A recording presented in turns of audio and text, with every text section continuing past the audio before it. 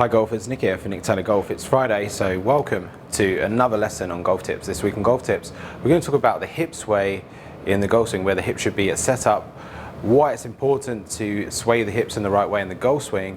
We're going to take a look at a golfer I was teaching this week that really improved their hip movement at setup and through the golf swing to help them swing on plane and play better golf. First up guys, let's just talk a little bit about the setup, and I'm going to show you an example of this golfer here I've got on the screen here. Now at setup, this particular golfer had the ball position further back in the original swing, and he also had his weight a little bit further back as well. So you can see the difference between the original one on the left, the one on the right here. We've got a different setup. You can see I've got the noodle there as well. So I'm just showing him what to do with the angle of his swing. Now during the lesson we did a comparison with my swing and his swing. So every time we do a lesson here, I'll hit a ball, we'll take a look at some of the club data. Now this particular golfer was swinging 2 or 3 degrees out to in. Struggled a little bit with contact, although it's improved a lot in recent weeks while working on his body sway. But the first thing was to get the setup right, and you can see a difference here. Now I've put that line just on the inside of his left leg there. So in the original swing it was kind of set up a little bit like this, and typically kind of the data that we're seeing in the swing as he hit was, bad shot was sort of a cut to the right. He was tending to swing slightly outside to in like I did on that particular shot there, which was about ½ a degree out to in. So the first thing was to work on the setup position, and you can see I got him to move the ball a little bit further forward. We talk about the handle position as well. So by having the ball slightly further forward and having the weight further forward and the handle forward, from this position it's then much easier to swing around your body. So if you set the weight slightly forward, the hand slightly forward, naturally brings the club more around the body. Now if you grab a alignment stick, place this in the middle of your feet. So with the alignment stick in the middle of your feet, I would suggest doing some practice swings first. So I've got this in the middle here, and what I'm going to do is feel like my belt pushes in front of the alignment stick, and then as I go back here I'm going to try and keep my hips in front of that stick as I go back. So I'm keeping my weight forward, and then from here I'm going to keep pushing forward. Like I said, the more you have your weight to the left. Now I'm setting up with my lower body and my left shoulders here, and this is important as well.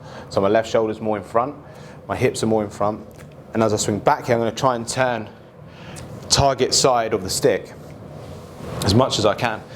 The slicers are out there, they tend to have the weight back at setup, the handle slightly back, and they'll tend to move the most to the right, and then they'll stay on their back foot. So players that tend to move the most to the right on the back foot tend to slice across the golf ball. So by keeping the weight on the left at setup and through the swing gives you a much better chance then of swinging more around your body. So start with a few practice swings.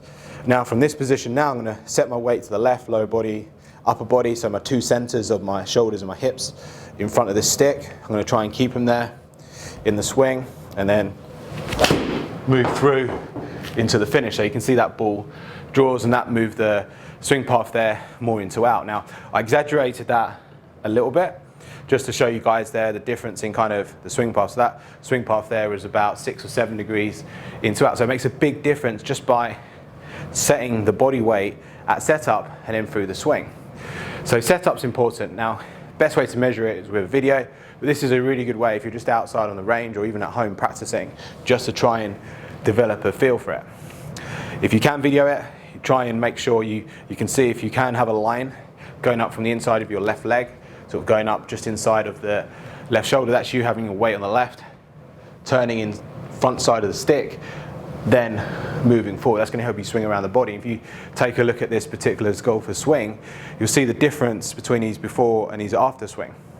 So from the side view, you can see the difference in the swing plane coming down in both viewpoints, and a lot of that was just by changing the setup position. We talked a little bit about the swing path, but mainly was the setup, keeping his weight there, and then trying to swing under the noodle. So sometimes if you can't get a noodle on the angle, you can lay one down by the ball, or just a head cover or a towel, or just something just on the outside of the ball. If you do struggle with slicing and contact, this is a really good drill. If you can get the weight to the left at setup, keep it there, that's going to help you swing around the body and get that low point in front of the golf ball.